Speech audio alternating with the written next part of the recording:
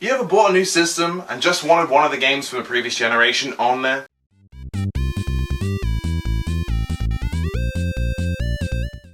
Hey guys, welcome to the Bear's Den. My name is codenamebigbear, or Stuart if you want to call me by my first name. Just due to the cold open, it's actually kind of what we're talking about. We're talking about games that I personally wish were on the Switch. And I think that these games are actually a pretty good list of things. Previous generation of consoles, much older again, but also they are just games that might lend themselves to the console very well. Point-and-click adventures, some kind of fun action RPGs, and just generally just some really good games. At least personally, I think so anyway. So first off, let's talk about Sam and Max. I mentioned point-and-click adventures a second ago. Sam and Max is one of those games where it is absolutely hysterical to watch and play. You play as Sam, who is an anthropomorphic, a dog man. He's a dog man. He's really tall, but he also has an absolute psychopathic little rabbit friend named Max, and these two are freelance police. That basically means they are detectives for hire, and they solve puzzles, they save the world from all sorts of crazy things. And these games are made in the 90s, so it's got 90s adventure game logic. So you're thinking, this banana wouldn't unlock that door, but somehow it does. You have to freeze it or some rubbish, I don't know. Just a really good game, really funny. The comedy in this game, in these games, are just on point every step of the way. If you've ever played one, hopefully you understand where I'm coming from. They were on the Wii, they were on a PC, they've been on many consoles as well. I just think it'll be perfect to have on the Switch as a little walk around point-and-click adventure. But what if you don't like point-and-click adventures? What if you like a beat-em-up? If you like beat-em-ups, then I would suggest that the best game to be converted to the Switch would be Viewtiful Joe. Viewtiful Joe is a game by Capcom where you play as Joe, who gets sucked into a game.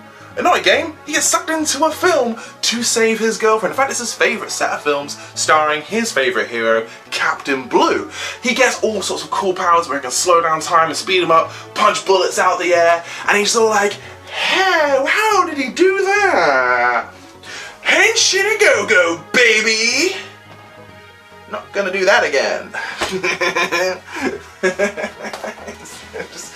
No. Amazing game. You get through these levels and you end up fighting these bosses, giant helicopter, big shark man, and then you got to do a boss gauntlet at the end. And I really recommend, if you've never played it, seek it out and play those games. But it deserves to be on the Switch because of its art style alone. It is this awesome cel-shadedness that has just kind of pinks and blues and yellows everywhere, as well as dulled down colours for certain areas of the game, and it deserves to be on the Switch. It deserves it because it never got enough love when it first came out, even though it got 3 sequels technically.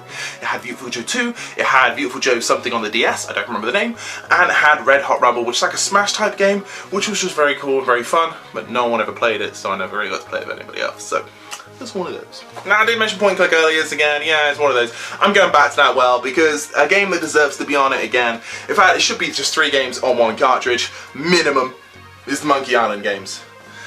Guy by Streetwood, Mighty Pirate, should be on the Switch. It should be on every console forever and ever,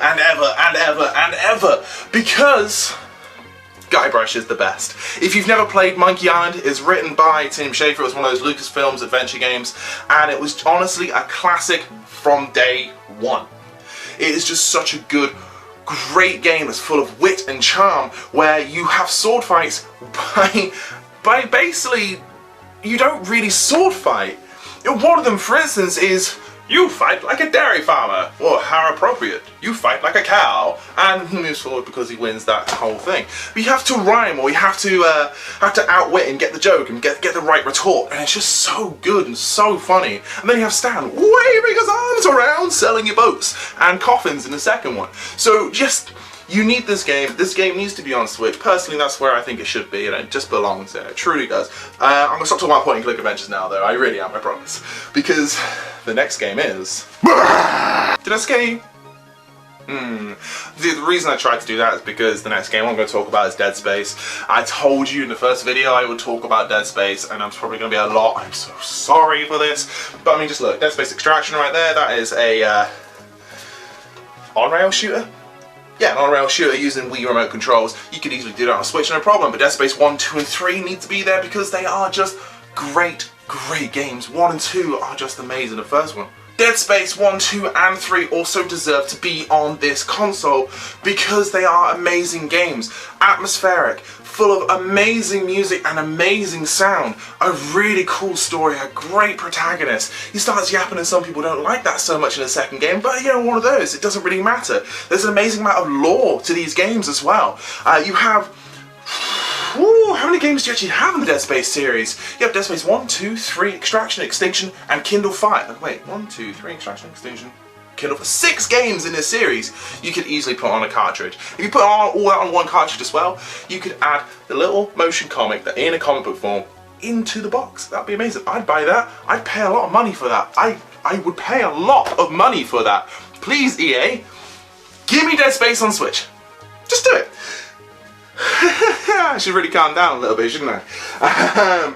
So, Dead Space needs to be on there. 1, 2, and 3 on the main cartridge. If you have Ignition, that's really cool as well because that's just a mini game. It's very simple to put on there. Extraction would be a really cool, nice way to show off its skills, the Switch's skills, what it can do. And the Kindle Fire edition of Dead Space 2 as well would be pretty amazing because, well, the Switch has touchscreen. So, again, you can just straight up port it and it'll be nice, but giving it some proper controls would be really cool too. I will talk about Dead Space Kindle Fire 2 edition at some point in the future. I'm going to complete it first before I do so I'll get around to that. Part of me kind of wishes I had a headband on because the next game is honestly really beautiful. It's amazing cel-shaded art, kind of mostly in greys, which might not sound like a beautiful game, but it truly is. It stars a kick-ass samurai who is searching for the #1 headband because he is the only one that can challenge #1 because he has the #2 headband. And it is voiced by Samuel L. Jackson. If you know what I'm talking about, you know it's Hey Afro! It is Afro Samurai. Afro Samurai is a game where you've literally got to find #1 and kill him. That's pretty much the whole story. There is more to it, but you should play it. You should watch the anime as well. The anime is just really cool. The music is all written by RZA of Wu-Tang Clan fame as well, so that makes it quite nice. This game is, again, just really beautiful. You have some really cool things that you may have seen in other games since it came out. Like, for instance, it's very much about slashing and slicing people in the right areas, cutting limbs off in specific places. You can slice a bullet in half, then it shoot the 2 dudes behind you, and you can also run up a missile and chop off a dude's head. There's loads of stuff like that in this game. You may think that sounds very familiar because, well, Metal Gear Rising Revengeance did something very similar. In fact, it's more precise, yes, I'll give it that, but it didn't do it first. Afro Samurai did. I'm not sure if it was the originator, but it did it first before Metal Gear anyway. This is another game that deserves to be on Switch. One, because it's just so cool. Everything about it is so cool. The art style is absolutely amazing, as I've said about 600 times. And it's got Samuel L. Jackson. You need Samuel L. Jackson on your Switch. Like, his voice yelling at you and just talking. One very stoic, and the other one really hyper. You know, Ninja is his imaginary friend who's just absolutely hyper and just antagonizing Afro the entire time, whilst Afro is just there smoking a cigarette, just going, nah, and slicing a dude in half. It's a really cool game. Again, if you haven't played it, play it. It needs to be on Switch. That's why I'm here. So that was my list of games that I believe should be on the Switch. There are a few others out there as well, so I almost guarantee I'll do another list like this soon. But if you like the video, please like, share, subscribe, put a comment down below. Find us on social media, Respawning UK and Respawning on Twitter and Facebook. And find us on our website, www.respawning.co.uk. Have a great day, guys, and be nice to each other, yeah?